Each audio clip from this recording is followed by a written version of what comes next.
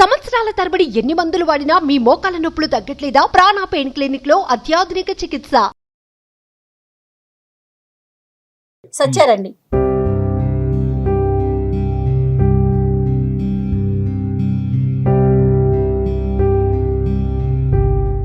నమస్తే అమ్మా. సత్య, చెప్పండి అమ్మా, మీ సమస్య ఏంటి? మేడం, నేను 1.5 year నుంచి నేను ఒక అతన్ని లవ్ చేశాను. లాస్ట్ 1 year నుంచి. ఇప్పుడు మేమిద్దరం కలిసి ఉండటం లేదు. ఎందుకంటే తను నన్ను పెట్టే టార్చర్ భరించలేక నేను వదిలేశాను. అతను చాలా నన్ను ఘోరంగా. అసలు ఎట్లా మీ పరిచయం ఎట్లా అయింది? మా పరిచయం మేడం, మేము జాబ్ కోసం ఇక్కడికి వచ్చాము. తను కూడా జాబ్ పర్పస్ లోనే సెర్చింగ్ టైంలో ఇంటర్వ్యూ దగ్గరికి వెళ్ళినప్పుడు అట్లా పరిచయం అయ్యి చాలా మంచివాడు మేడం. బాగుండే అప్పట్లో. ఇంకా కనెక్ట్ అయిపోయాము. తర్వాత పెళ్లి చేసుకుందాము అనుకున్నాము. కొన్ని రోజులు అయిన తర్వాత పెద్దవాళ్ళని ఒప్పించి పెళ్లి చేసుకుందాము, సెటిల్ అయిన తర్వాత అనుకున్నాం. తను ఒక దగ్గర గుమస్తా అటెండర్ కి జాబ్ చేస్తుండే. ఓకే. అట్లా చేస్తున్నప్పుడు బాగానే ఉన్నాం మేడం. నేను సెర్చింగ్ లో ఉండే, తను జాబ్ చేస్తుండే. వాళ్ళ ఆఫీస్కి కూడా వెళ్ళి అప్పుడప్పుడు కలుస్తుండే తనని. ఎన్ని సంవత్సరాల పరిచయం అండి? మ్యామ్ 1.5 సంవత్సరమే. అంతే అంతే. అయిపోయిన తర్వాత తనతో కలిసినప్పుడు, ఆఫీస్కి వెళ్ళి కలుస్తున్నప్పుడు, బయట కలుస్తున్నప్పుడు వాళ్ళ ఆఫీసులు కూడా ఏమన్నా ఉన్నాయేమో అన్నట్టుగా కనుక్కున్నాను. కానీ అక్కడ ఏం లేవు, ఇప్పుడైతే ప్రస్తుతానికి ఏం లేవు అన్నట్టు తెలిసింది. కానీ వాళ్ళ బాస్ మాత్రం మేము లవర్స్ అని తెలుసు వాళ్ళకి. మేము వెళ్తూ వస్తూ ఉంటాను కదా.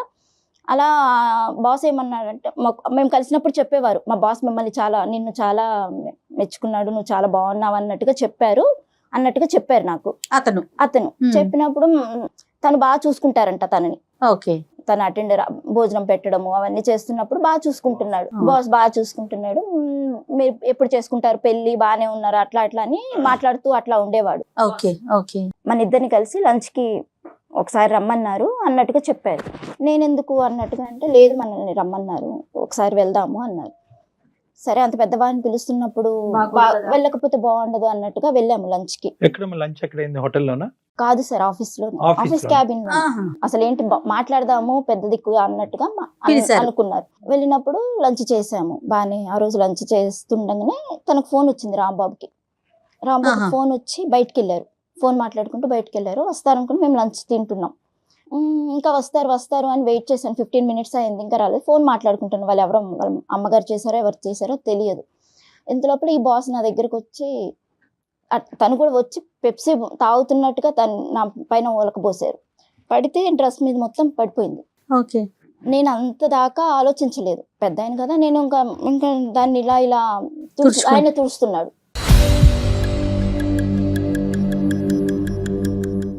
ఆయన తుడుస్తుంటే నాకు భయం వేసింది. తీసుకొని బయటకు వచ్చేద్దాము, డోర్ తీసుకొని బయటకు వచ్చేద్దామంటే రాంబాబు కనిపించట్లేదు. లేదు పర్వాలేదు, నువ్వు డ్రెస్ తీసుకో, కావాలంటే నీకు వేరే డ్రెస్ కొనిస్తాము, డ్రెస్ పాడైపోయింది, డ్రెస్ తీసిస్తాను, అది అని చెప్పారు. ఇంకా నేను రాంబాబు వచ్చేసాడు. చూశాడు రాంబాబు కూడా. చూసి మరి ఇస్తున్నాడు కదా, తీసుకో సార్, నువ్వు విసిగిస్తున్నావేంది, తీసుకో, అనుకోకుండా జరిగింది, అయ్యో పొరపాటు జరిగిపోయింది అన్నట్టుగా. అంటే ఇంకా నేను రాంబాబు చెప్పాడు అన్నట్టుగా తీసుకొని వచ్చేసాను, బయటకు వచ్చేసాము. చేశారు తుడిచినట్టుగా నన్ను తడమడానికి. తొడవద్దు, ఇలా ముట్టుకోవద్దు, నన్ను తాకద్దంటే ఆగిపోలేదు సార్. నీకు నేను కొత్త డ్రెస్ కొనిస్తాను కదా, నీకు డ్రెస్ పాడైపోయింది అంటే నాకు అర్థమైపోయింది. రాంబాబు కూడా రాలేదు, భయం వేసింది.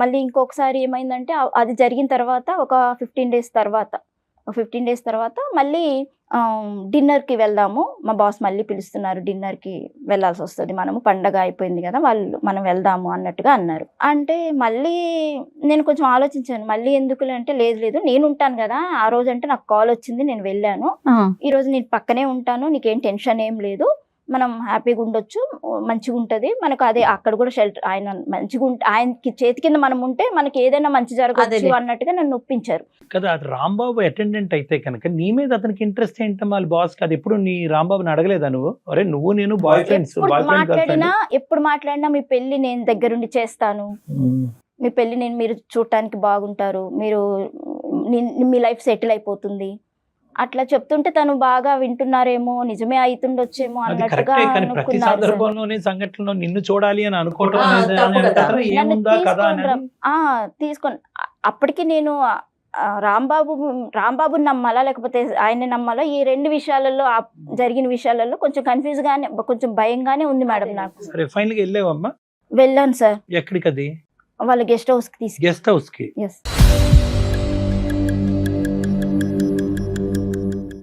ఏం జరిగిందమ్మా అక్కడ? సార్, అక్కడికి వెళ్ళిన తర్వాత హాల్లో వాళ్ళు కూర్చొని డ్రింక్ చేస్తున్నారు. అంటే ఏం పర్వాలేదు, నేను ఉంటాను, నేను ఏం తీసుకోను, డ్రింక్ ఏం ఎక్కువ నేను డ్రింక్ చెయ్యను అన్నట్టుగా చెప్పారు. ఎవరున్నారమ్మా? రాంబాబు వాళ్ళ బాస్ తో పాటు ఎవరైనా ఉన్నారా? అతను ఒకడే ఉన్నారా? లేదు సార్, అతను ఒక్కరే ఉన్నారు. రాంబాబు కూడా తాగుతున్నాడు అతనితో పాటు? రాంబాబు నేను ఎక్కువ తాగను అని చెప్పారు సార్. నువ్వు జస్ట్ నాకు ఏమైనా ఆమ్లెట్ ఏదైనా ఫ్రై చేసి ఇచ్చేసేయి నాకు, నువ్వు అసలు యాక్చువల్లీ నేను వంట బాగా చేస్తాను అని చెప్పబట్టి కూడా రమ్మన్నారు. అది అయ్యి ఉంటున్నారు. అది అక్కడ వంట వంట బాగా చేయడానికి చేస్తావు డ్రింక్ లో కావాల్సిన అంటే ఫుడ్ ఫుడ్ ఏమన్నా ఉంటుంది కదా అన్నట్టుగా తీసుకొని రమ్మని చెప్పారు. సరే అన్నట్టుగా ఇంకా వెళ్ళాను. ఆమ్లెట్ తీసుకురా అని చెప్పారు. సరేనన్నా వెళ్ళి తీసుకొచ్చాను.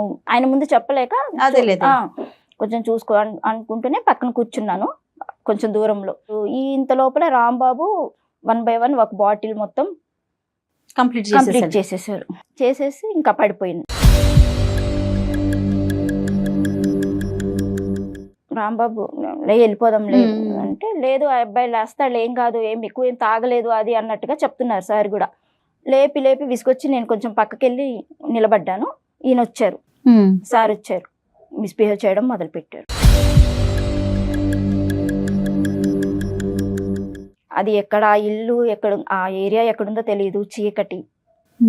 ఈయన ఏమో తాగి పడిపోయాడు. ఏం చేయాలో అర్థం కాలేదు మేడం నాకు. ఏం జరిగిందమ్మా? ఆయన వెనక నుంచి వచ్చి గట్టిగా పట్టుకున్నారు సార్. మరి నువ్వు అరిచి వదిలించుకునే ప్రయత్నం చేసావా? చేశాను, రాంబాబుని లేపడానికి ప్రయత్నించాను. రాంబాబు కూడా లేదు సార్. ఏమన్నాడమ్మా బాస్? ఏమన్నాడు అంటే ఇది రాంబాబు ఎందుకు లేస్తాడు? రాంబాబే తీసుకొచ్చాడు నిన్ను నా దగ్గరికి.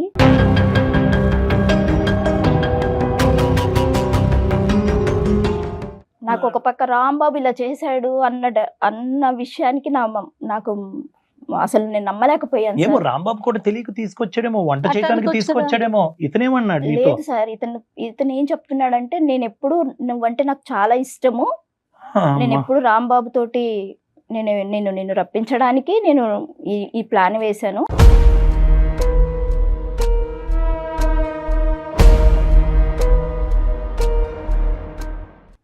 నీవంటే నాకు ఇష్టము, రాంబాబుకి తెలుసు, మొత్తం తెలుసు. ప్లాన్ అంటూ ఏమీ లేదు ఇక్కడ. రాంబాబుకి చెప్పాడు, రాంబాబుని నా దగ్గర తీసుకురమ్మన్నాడు కాబట్టి రాంబాబు ఒప్పుకుని నీ దగ్గర తీసుకొచ్చాడు. అంతే, గర్ల్ ఫ్రెండ్ ని తీసుకొచ్చాడు. తీసుకొచ్చాడు. ఇది ఇప్పుడు ప్లాన్ కాదు, ఎప్పటి నుంచో ప్లాన్. వాళ్ళు ఎప్పటి నుంచో ప్లాన్. బహుశా ఆఫీస్ రూమ్ లోనే ఆ లంచ్ టైం అప్పుడే జరిగేది, అక్కడ మిస్ అయింది, ఇక్కడ కనెక్ట్ అయింది, అంతే కదా.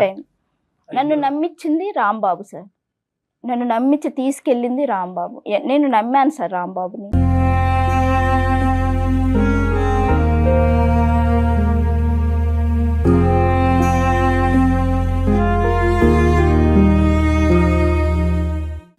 అవును, నువ్వు ఎందుకంటే నెంబర్ 1 తాగి నువ్వు స్పృహ తప్పే పరిస్థితి తెచ్చుకోదని నువ్వు వార్నింగ్ ఇచ్చినా కూడా అతను అంత నేను చెప్పాను. అసలు ఫస్ట్ టైం జరిగిన విషయమే చెప్పినప్పుడు కూడా సీరియస్ గా తీసుకోలేదు సార్ తను. ఇంటెన్షన్ అంటూ లేకపోతే నైట్ డిన్నర్ కి ఎవరన్నా ఒక ఆడపిల్లని తీసుకెళ్తారు గెస్ట్ హౌస్ కి, వేరే ఇంకొక వ్యక్తి ఉన్నప్పుడు కదా, తన ఇంటెన్షన్ ఎలా పనిచేస్తుంది అనేది మనకు అర్థమవుతుంది కదా. ఏం జరిగిందమ్మా తర్వాత? మరి తర్వాత నెక్స్ట్ డే మీరు రాంబాబుతో మాట్లాడారా? చెప్పారా ఇట్లా జరిగింది నిన్న ఏంటి అని? నేను వెళ్ళిపోయాను మేడం ఇంటికి. ఇంకా అక్కడ ఆ రోజుతో వెళ్ళిపోయారా? వెళ్ళిపోయాను మేడం. వెళ్ళిపోయిన తర్వాత నాకు ఒక వీడియో వచ్చింది మేడం, ఫోన్ కి ఒక వీడియో వచ్చింది. తెల్లారంగా అయిపోగానే ఒక వీడియో వచ్చింది. వీడియోలో మొత్తం అక్కడ జరిగిందంతా నాకు వీడియో వచ్చింది మేడం.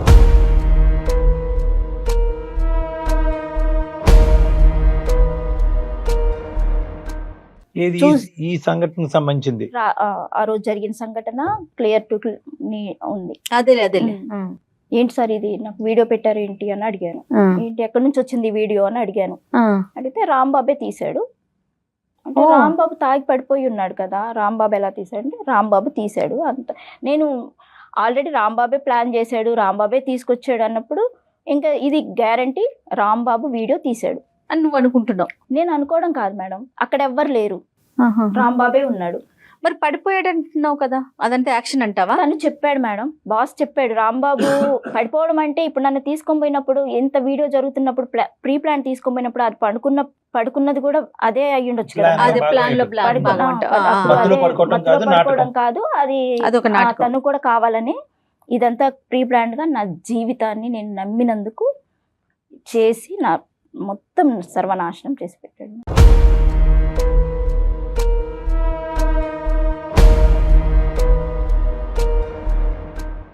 ఇప్పుడు ఆ వీడియో పంపించేయమంటాడు అతను. వీడియో వచ్చింది, రాంబాబు తీశాడు, నేను నీతో మాట్లాడాలి ఒకసారి, ఈ రాంబాబు విషయం నీతో మాట్లాడాలి, ఈ రాంబాబు ఎలాంటి వాడో నీకు తెలియాలి అని చెప్పారు మేడం. అంటే ఆల్రెడీ నేను రాంబాబు చేయబట్టే కదా నా జీవితం ఇట్లా అయిపోయింది. ఇట్లా జరిగిన ఈ రాంబాబు చేసిన దాంట్లో నీకు నేను మంచి జాబ్ ఇస్తాను, రాంబాబు సంగతి వదిలిపెట్టేసాయి, నేను నీకు జాబ్ ఇస్తాను అని చెప్పారు. వీడియో ఒకటి నేను జాగ్రత్తగా పెట్టుకుంటాను నా దగ్గర.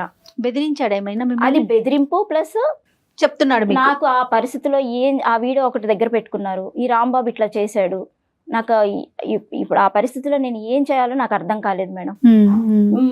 నీకు మంచి జాబ్, మా ఆఫీస్ లో మంచి జాబ్ ఉంది, నువ్వు చేసుకో. కానీ ఇది ఈ మొత్తం దాంట్లో ఎక్కడ రాంబాబు యొక్క ఒపీనియన్ తీసుకోవడానికి ట్రై చేయలేదమ్మా నువ్వు?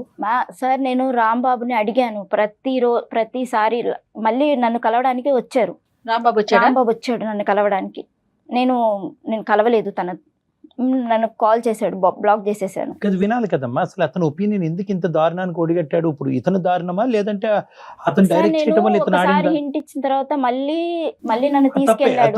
తీసుకెళ్ళిన అతను ఈ బాస్ చెప్పే ప్రతి విషయానికి మ్యాచ్ అవుతున్నాయి. నిన్ను ఆ రోజు ఇన్ని గంటలకు రమ్మన్నాను, ఈ టైంకి రమ్మన్నాను చేసినట్టు తెలిసిపోతుంది సార్. అక్కడ రాంబాబు ప్రమేయం ఖచ్చితంగా ఉంది సార్. ఇంకొక క్లారిఫికేషన్, రాంబాబు సంజయ్ అక్కర్ లేకుండా నువ్వు ఇంకా రాంబాబుతో మాట్లాడటానికి ఇంకా నా జీవితం తీసుకుపోయి వాడు అప్పగిచ్చిన వేరే వాళ్ళకి అప్పగిచ్చిన తర్వాత నమ్మి వచ్చిన అమ్మాయిని, నేను పెళ్లి చేసుకుంటానని నమ్మి వచ్చిన అమ్మాయిని తీసుకుపోయి వేరే వాళ్ళకి అప్పచెప్పిన తర్వాత ఇంకా నేను ఏం క్లారిఫికేషన్ తీసుకోవాలి సార్ ఆయన దగ్గర?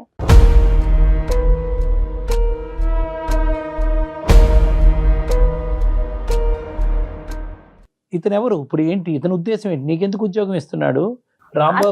పెళ్లి చేసుకుంటాను అంటున్నాడా? మరి అతనికి పెళ్ళైంది, పిల్లలు ఉన్నారు అనుకుంటున్నాను మ్యామ్. నాకైతే ఎప్పుడు నేనేం అడగలేదు. కాకపోతే నాకు కావాల్సింది ఏంటి, అప్పుడు వెంటనే నేను జాబ్ ఇచ్చేయండి అని వెళ్ళలేదు. వెంటనే నాకు జాబ్ వస్తుంది. నేను ఎక్కడ చూసినా ఎక్కడ ఏ జాబ్కి వెళ్ళినా నేను అంతా ఏం చదువుకోలేదు మేడం. ఇంటర్మీడియట్ కూడా సరిగ్గా లేదు. ఎక్కడ పోయినా ఆ 10,000 5,000 వాటితోటే వస్తున్నాయి. ఆ రోజు కూడా డ్రెస్సులు కానీ అప్పటికప్పుడే 5,000 ఇచ్చాడు.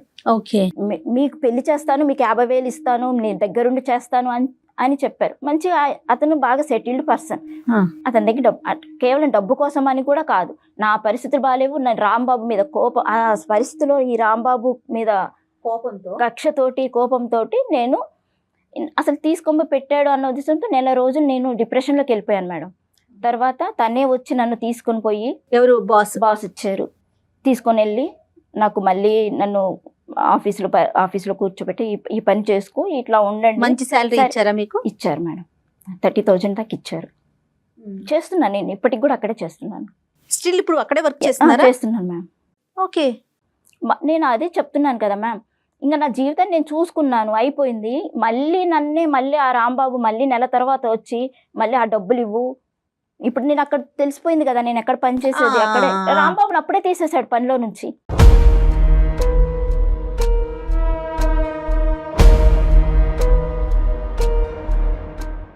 ఇప్పుడు సరే నేను అతను ఉంటున్నాం. ఇప్పుడు నాకు వేరే ఇది లేదు, నా జీవితమే పోయింది ఆయన దగ్గర. ఇప్పుడు ఆ 30,000 జీతం తీసుకుంటూ నేను ఇంటికి పంపించుకుంటూ నా రెంట్ మీరు ఎక్కడ ఉంటున్నారు ప్రెజెంట్? హాస్టల్లో ఉంటున్నారా? అతనితో పాటు నేను ఒక సింగిల్ బెడ్రూమ్ తీసుకొని ఉంటున్నాం మేము. సార్ వస్తుంటారు, సార్ వస్తుంటారు, అదే నాకు అన్ని చూసుకుంటూ ఉంటారు. అమ్మా ఏంటమ్మా అన్ని చూసుకోవటం అంటే ఏంటి? ఏమేమి చూసుకుంటాడు అతను? నువ్వు డబ్బులు అనేటప్పటికి డబ్బులకు పడిపోయావు, నీకే డబ్బులు ఇవ్వటం కాకుండా మీ ఇంటికి కూడా డబ్బులు పంపిస్తాడా? సార్ నాకు చదువు లేదు సార్, ఇంటర్మీడియట్ తోటి నేను తిరిగి వేసారిపోయాను. 1.5 సంవత్సరం నేను ఉద్యోగం కోసం చూశాను, వెళ్ళాను. మా ఇంటి వాళ్ళకి ఏంటంటే మా నాన్నగారికి పారాలసిస్ స్ట్రోక్ వచ్చి ఇంట్లోనే ఉంటున్నారు, అక్కడ పరిస్థితులు ఏం బాగలేవు. నేను కంపల్సరీ ఏదన్నా జాబ్ చేసి పంపిస్తానన్న నమ్మకంతో ఇక్కడికి వచ్చాను. ఈ రాంబాబు చేసిన పనికి ఆ సార్ చేసే హెల్ప్ కి నాకు ఆ సారే బెటర్ అనిపించింది ఈయన చేసిన మోసానికి. ఏ విధంగానమ్మా? ఇప్పుడు డబ్బులు సార్, ఇవ్వటం వరకు నాకు ఓకే, కావాల్సింది డబ్బులు ఇవ్వటం వరకు ఓకే, రాంబాబుని తప్పించడం వరకు కూడా ఓకే అని అనుకుందాము. ఇతను ఇంకా నీ జీవితంలో ఏ పాత్ర పోషించుకుంటూ వచ్చాడు అనేది నా ప్రశ్న.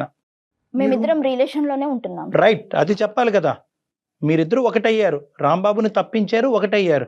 అదేంటమ్మా పెన్నం మీద నుంచి పొయ్యిలో పడినట్లేదు ఇది? కాదు సార్, ఎలా? ఎందుకు నాకు విరక్తి పుట్టింది సార్ వీళ్ళ ఈ ప్రేమ మీద, నిజంగా ప్రేమ మీద. ఇదంతా ఈ రాంబాబు కంటే ఈయన నన్ను చూసుకుంటున్నాడు కదా అన్నట్టుగా నేను ఇంకా ఇక్కడ ఈయనతోటి రిలేషన్. ఇప్పుడు నీ సుఖం గురించి, నీ డబ్బుల గురించి, నీ అవసరాల గురించి, నా కడుపు గురించి వచ్చి అక్కడ ప్రాధాయపడేటప్పటికి అతను నాకు కావాల్సినటువంటి జీవితాన్ని వద్దన్న ఎక్కువ జీతాన్ని ఇచ్చేసి నన్ను చూసుకుంటున్నాడు అనేది నీ స్వార్థము. రాంబాబుని తీసి పక్కన పెడదాము, ఎందుకంటే రాంబాబు స్వార్థానికి నేను కానీ అక్కడ వేరే బలయ్యాను ఒక కదా ఆడది సార్. ఉందిగా, వేరే ఒక ఆడది ఉందిగా, ఒక స్త్రీ భార్య ఉందిగా. వాళ్ళ భార్య పిల్లలకి ఏం లోటు చేయటం లేదు సార్ చేయడమ్మా, అతను. లోటు చేయడమ్మా, చాలు ఇది లోటు చాలు. మీది సీక్రెట్ గా నడిపించేటటువంటి అంశం. వాడు నీకు డబ్బులు ఇస్తున్నాడు అంటే కనుక వాడి శారీరకమైనటువంటి సుఖం గురించి నీ దగ్గరకు వచ్చి నీకు 30,000 ఇస్తున్నాడు. నువ్వు ఉద్యోగం చేయకపోయినా కూడా 30,000 ఇస్తాడు. నువ్వు 3 లక్షలు అడిగితే 3 లక్షలు ఇస్తాడు. ఎందుకు? వాడికి సుఖం కావాలి. నువ్వేంటమ్మా ఆ వల్ల చిక్కుపోతే? రాంబాబు దొంగోడు కాబట్టి ఇంకో దొంగోడి దగ్గర ఉంటానన్నట్టుంది. ఆ రాంబాబు మళ్ళీ లైఫ్ లోకి వచ్చి మళ్ళీ డబ్బులు అడుగుతున్నాడు సార్. మళ్ళీ నువ్వు వీడితో ఉంటున్నావే అన్న ఇది కూడా లేదు అది సార్. ఇష్యూ కాదు. అది ఇష్యూ లేదు. నువ్వు అసలు first of all Rambabu phone కలిపి చెప్తాను, మాట్లాడదాం వాడితో. వాడు ఫోన్ ఒకసారి ఫోన్ చేయి.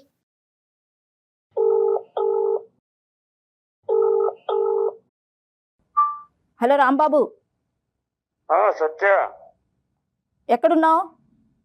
నేను ఎక్కడుంటే నీకెందుకు? నాకు నువ్వు ఫోన్ తీయట్లేదు. చాలా రోజులకి ఫోన్ కలిసి నేను ఫోన్ చేసి తీసేటట్టుగా ఏమన్నా చేసావా నువ్వు? నీతో మాట్లాడేటట్టుగా చేసావా నువ్వు?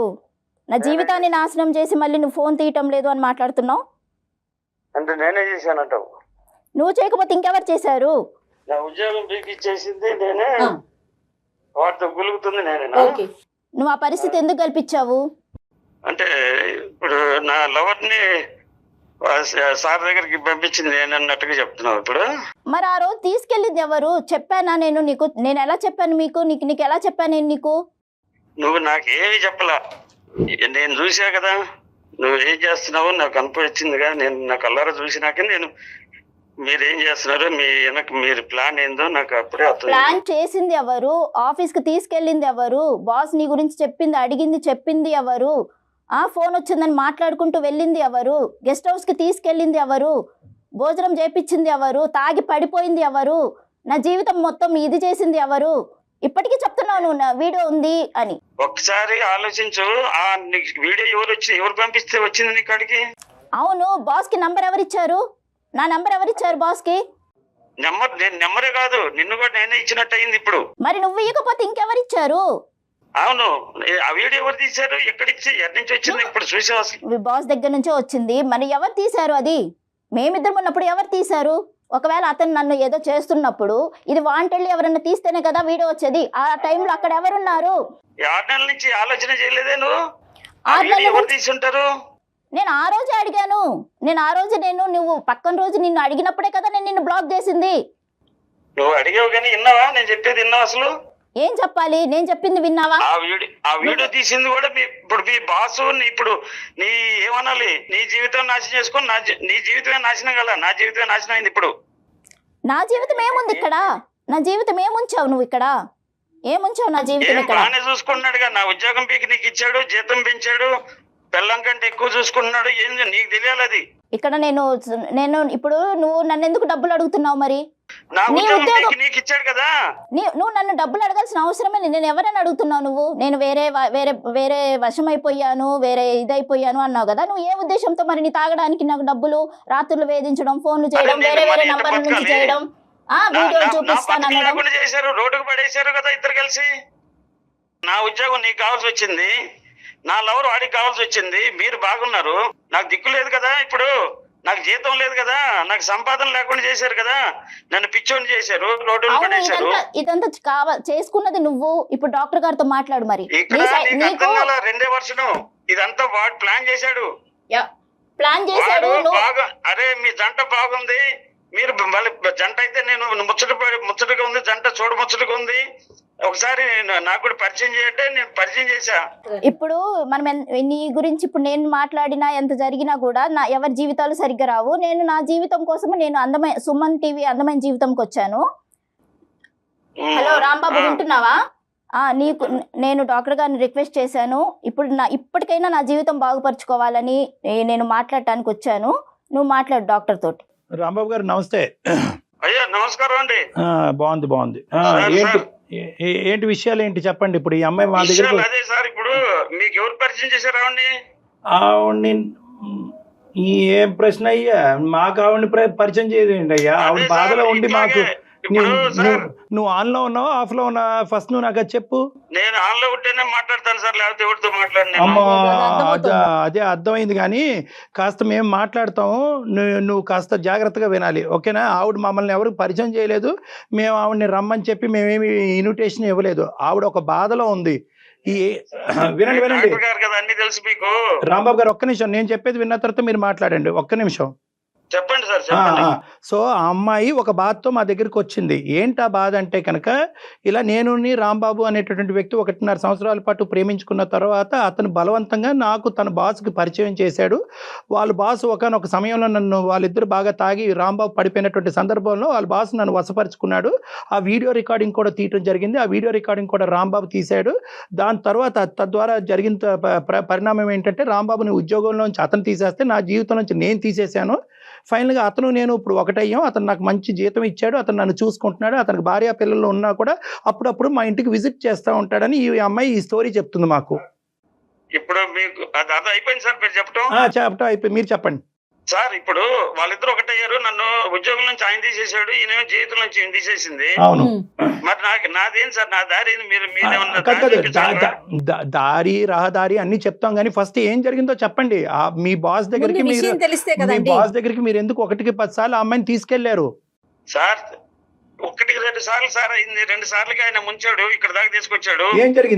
ఏం జరిగింది సార్? ఒక్కసారి ఆయన ఏం చెప్పాడు, మీ లవర్ చాలా బాగుందయ్యా, మీ జంట చాలా బాగుంటది, మీరు జంటగా ఉంటే నాకు కూడా సంతోషం, ఒకసారి మిమ్మల్ని నేను బ్లెస్ చేసినట్టుంటది, ఒకసారి కలుద్దాం అన్నాడు. ఒకటే రాంబాబు, ఒకటే సింపుల్. ఇక్కడ ఆ అమ్మాయి ప్రత్యేకంగా అంతకుముందు జరిగినటువంటి సంఘటన వల్ల భయపడింది. తర్వాత నువ్వు అక్కడికి ఆగిపోవలసింది, ఆపలేదు. ఆ అమ్మాయి వద్దు అన్నప్పుడు ఆగిపోవలసింది. సరే, ప్రేమించిన వాడు అబద్ధం ఎందుకు ఆడతాడు? అంతకుముందు క్యారెక్టర్ అద్భుతంగా ఉంది కాబట్టి ఇప్పుడు అదే క్యారెక్టర్ కంటిన్యూ అవుతుందనే నమ్మకంతో నువ్వు నడిచిన దారిలో కూడా అమ్మాయి నడిచి అక్కడి వరకు వచ్చింది. నిన్ను తాగద్దు అని అంది, లేదంటే తాగితే తక్కువ తాగమంది.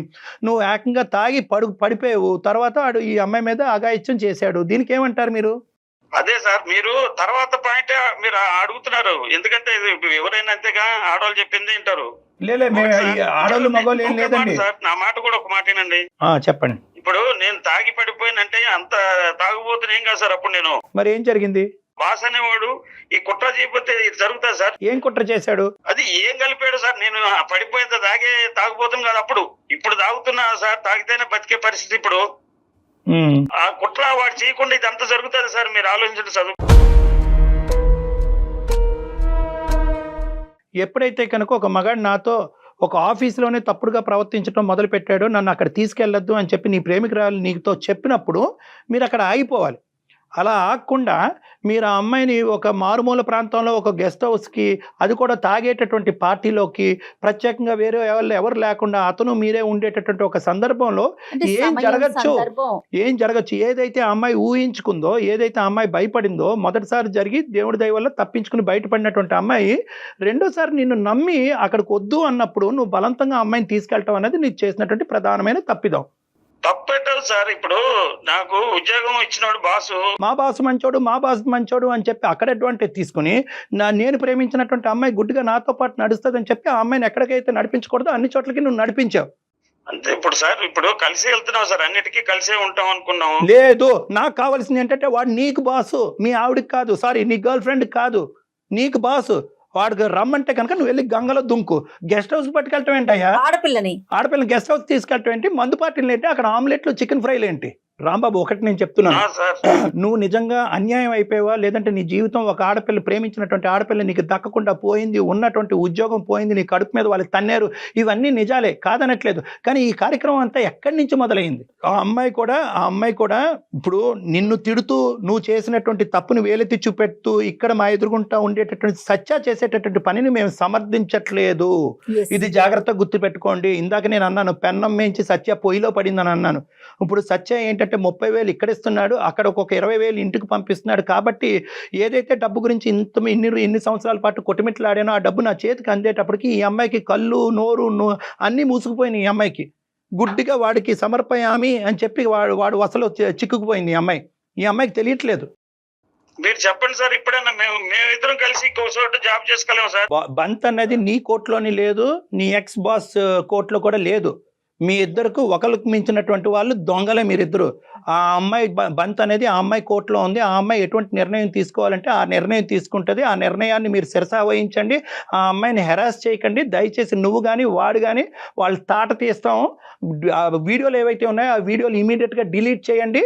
డిలీట్ చేయకపోతే మేమే ఇప్పుడు ఈ క్షణంలో సైబర్ క్రైమ్కి వెళ్ళి మిమ్మల్ని ఇద్దరిని అప్ చెప్తాం. ఆ అమ్మాయి మీరు అర్థం చేసుకోవట్లేదు సార్. మీరు నా వైపు నుంచి అర్థం చేసుకోండి సార్.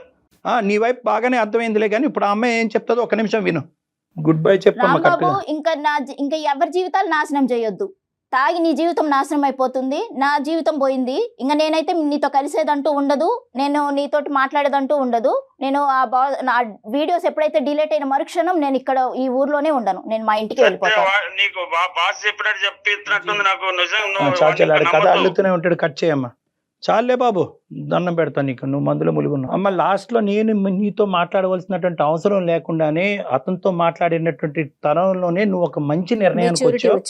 మేము నిన్ను అప్రిషియేట్ చేస్తున్నాం. బహుశా ఇదే చాలా మందికి వినవలసినటువంటి నేర్చుకోవాల్సినటువంటి ఒక పాఠం. ఆడపిల్లలు గుడ్డిగా ప్రేమ అనే మత్తులో మునిగిపోయి ఆ చెప్పినటువంటి వాడు దారిలో అటా కొట్టుకుపోయి మోసపోయి ఏది చెప్తే అది తలాడించి ఇప్పటికైనా నువ్వు బయటపడ్డావు. నీ కష్టాన్ని నమ్ముకుంటే ఎక్కడన్నా బతకగలవమ్మా. ఆ 4 రూపాయలు ఎక్కడన్నా వస్తాయి జీవితంలో. ఇలా అసహ్యంగా సంపాదించవలసినటువంటి అవసరం లేదు. ఇప్పుడు మాకు అర్థమైంది వాస్తవానికి ఆ బ్లాక్ మెయిలింగ్ అనేటటువంటి ఉచ్చులో పడి నువ్వు ఇంత దానికి ఇది జారిపోయావు అనేది మాకు అర్థం అవుతుంది. ఆ డిలీట్ జరుగుతాయి. అతనితో కూడా మాట్లాడి అతను చెప్పి కూడా డిలీట్ చేపిస్తాం. Delete right. ధైర్యంగా ఉండు. డాక్టర్ గారు చెప్పినట్లు అతనితో మాట్లాడదు. రైట్. నమస్తే.